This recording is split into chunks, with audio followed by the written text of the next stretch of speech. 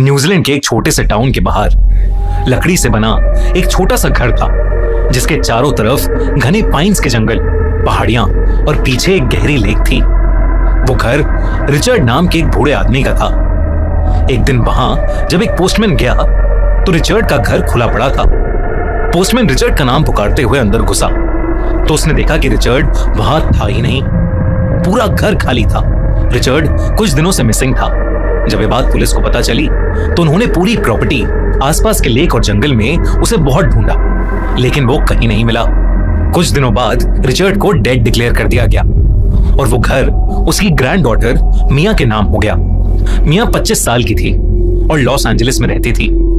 ये खबर सुनते ही वो उस टाउन में आ गई। उसका प्लान बहुत सिंपल था, घर साफ करना, सारे डॉक्यूमेंट्स देखना और प्रॉपर्टी बेचकर वापस लौट जाना। पूरा दिन सफाई में निकल गया, सिर्फ गैरेज बाकी रह गया था। गैरेज के अंदर पुराने टूल्स, फिशिंग गियर, लकड़ी के क्रेट्स और लोहे की शेल्व्स रखी थीं। सबसे पिछली शेल्फ और दीवार के बीच एक काले कपड़े में लिपटा हुआ एक मोटा सा बंडल पड़ा था। मिया ने कपड़ा हटाया तो एक पुरानी सी बुक थी। उसका कवर बहुत अजीब था और वो अलग अलग चमड़े के टुकड़ों से बना हुआ था और उसके बीच में एक बहुत अजीब सा गोल सिंबल था, जिसके अंदर पेड़ की उलझी हुई रूट्स थीं और उसके बीच डरावना सा चेहरा बना था। मिया ने पहला पेज खोला। उस पर गहरे लाल रंग से अजीब से शब्द लिखे थे। हर लाइन के आसपास अलग सिंबल्स और ड्राइंग्स बनी थीं। कहीं उल्टे पेड़, कहीं धुंध से निकलते हुए लंबे मॉन्स्टर्स, जिनके डरावने लंबे दांत वाले चेहरे थे, कहीं आंखों जैसे अजीब से सिंबल्स जो देखते ही लगता था कि वो कागज के अंदर से उसे देख रहे हो। तभी उसकी नजर वहां लिखे कुछ शब्दों पर पड़ी, जिन्हें देखते ही वो उन शब्दों को अपने आप पढ़ने लगी। आखिरी शब्द उसके होठों से निकलते ही उसे अपने दाएं हाथ की उंगलियों में एक तेज जलन महसूस हुई। उसने झटके से बुक बंद कर दी। अचानक बाहर आसमान का रंग काला पड़ गया और जोरों की हवा चलने लगी। पाइन के पेड़ एक डायरेक्शन में झुक गए थे। पास के लेक में बहुत तेज लहरें उठने लगी। मिया ने बाहर देखा तो ढेर सारे काले कौवे फार्म हाउस के ऊपर चक्कर काट रहे थे। तभी मिया ने अपने हाथ को देखा। उसकी उंगलियों के बीच एक पतली सी काली लाइन उभर आई थी। वो जलने के निशान जैसी नहीं लग रही थी, बल्कि किसी पेड़ की जड़ों की तरह स्किन के नीचे फैलती हुई महसूस हो रही थी।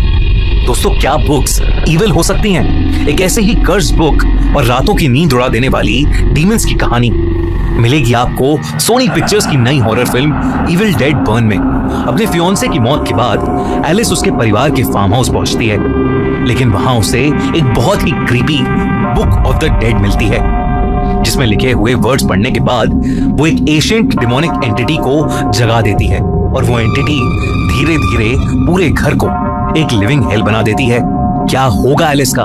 क्या एलिस उस एशियंट एंटिटी से बच पाएगी? ये जानने के लिए देखिए इविल डेड बर्न 10 जुलाई को थिएटर्स में रिलीज हो रही है, तो इस हॉरर थ्रिलर को बिल्कुल भी मिस मत करना। उसने घबराकर बुक को दोबारा कैनवस में लपेटा और शेल्फ के पीछे रख दिया। गैरेज का दरवाजा बंद किया और सीधा ऊपर वाले बेडरूम के अंदर आ गई। कुछ देर में बाहर का मौसम फिर से बिल्कुल नॉर्मल हो गया था। अब आसमान साफ था, लेक का पानी दोबारा शांत हो गया था और कौवे भी जा चुके थे। पर मिया के हाथ पर वो गहरी लाइंस अब भी वहीं थीं। पूरा दिन काम करने के बाद उसके शरीर में बिल्कुल ताकत नहीं बची थी, तो वो कुछ देर के लिए घर में ही सो गई। पर कुछ ही देर में मिया की नींद एक जोर की चीख से टूटी। एक आदमी मदद के लिए चिल्ला रहा था। वो आवाज नीचे ड्राइंग रूम से आ रही थी। मिया धीरे धीरे सीढ़ियां उतरने लगी, लेकिन ड्राइंग रूम में पहुंचते ही उसके कदम वहीं रुक गए। डाइनिंग टेबल पर वही पुरानी बुक रखी थी और उसके पास उसके ग्रैंडफादर रिचर्ड बैठे थे और वो मदद के लिए चिल्ला रहे थे। उनका चेहरा बेहद दुबला पतला और कमजोर लग रहा था। कपड़ों पर गीली मिट्टी लगी हुई थी और आंखों के नीचे गहरे काले दाग थे। मिया अपने दादा को देखकर शॉक थी, लेकिन उससे भी ज्यादा हैरान वो उनकी बीमार हालत देखकर थी। मिया ने कांपते हुए रिचर्ड को शांत किया और उन्हें पानी पिलाया। रिचर्ड बार बार घर के हर एक कोने को देख रहा था, कभी खिड़की के बाहर तो कभी छत की तरफ। कुछ देर तक रिचर्ड कुछ बोल ही नहीं पाया। वो सिर्फ अपनी सांसें संभालता रहा। फिर उसने बताना शुरू किया कि कई साल पहले जब उसने एक घर खरीदा था, तो उसे ये बुक एक शेल्फ के पीछे दबी हुई मिली थी, जिसे खोलते ही वो उसे पढ़ने लगा। उस दिन के बाद से उसे लगने लगा कि घर में कोई और भी रहता है। पहले आवाजें आईं, फिर ऐसे चेहरे दिखने लगे जो हर दिन किसी अपने का रूप ले लेते थे। रिचर्ड ने बताया कि उस बुक में बहुत ही ईविल और खूंखार एशियंट एंटिटी की आत्मा है, और उसी के डर की वजह से रिचर्ड घर छोड़कर चला गया था। वो जंगल में लेक के किनारे पुराने केबिन्स में छुपकर रहता रहा, लेकिन जब उसने शाम को वो तेज तूफान और कौओं का झुंड देखा, उसे समझ आ गया कि सब कुछ दोबारा शुरू हो चुका है। इसलिए वो मियां को बचाने वापस आया।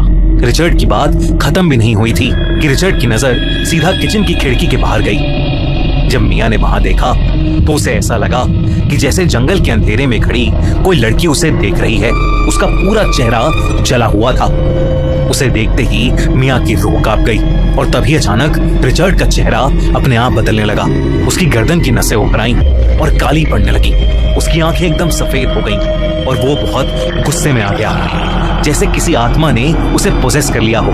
डाइनिंग टेबल पर रखी वही बुक अपने आप खुल चुकी थी। किसी हवा के बिना उस बुक के पेजेस अपने आप पलट रहे थे। हर नया पेज खुलते ही लकड़ी की दीवारों पर वैसे ही गोल निशान आने लगे जैसे मियां ने पहली बार उसके कवर पर देखे थे। तभी फायरप्लेस के अंदर बुझी राख अपने आप जलने लगी। मियां ने बुक बंद करने की कोशिश की, पर जैसे ही उसने बुक का कवर पकड़ा, उसके हाथ की नसें जलने लगी। जलन इतनी तेज थी कि उसे लगा कि जैसे उसकी हथेली के अंदर अंगारे भर दिए गए हों। धीरे धीरे उसके हाथ पर भी वही काले सिंबल्स बनने लगे। वही रिचर्ड ने टेबल पर पड़ा कैंडल स्टैंड उठा लिया। पिघला हुआ मोम रिचर्ड के हाथों पर बहकर गिरने लगा, लेकिन रिचर्ड ने ना हाथ हटाया, ना दर्द से कोई आवाज निकाली। वो बस गुस्से में उस जलते हुए कैंडल स्टैंड को लेकर मियां की तरफ बढ़ने लगा, जैसे वो उसे उस स्टैंड से मारने वाला हो।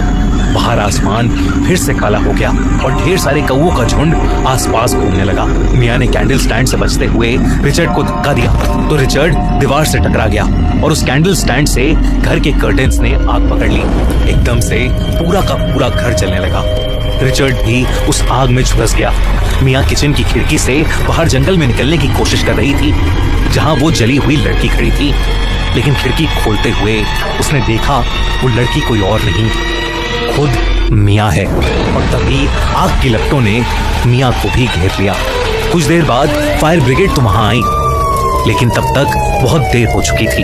जब पुलिस वहां पहुंची तो उन्हें रिचर्ड और मियां की जली हुई बॉडीज मिली, जिन्हें देखकर वो शॉक थे। पूरा घर जल के राख हो गया था, पर वो बुक ऑफ द डेड अभी भी टेबल पर पड़ी एकदम सही सलामत थी।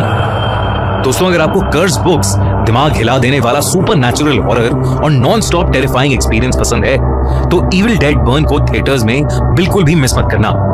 Releasing on 10 July only in theatres near you.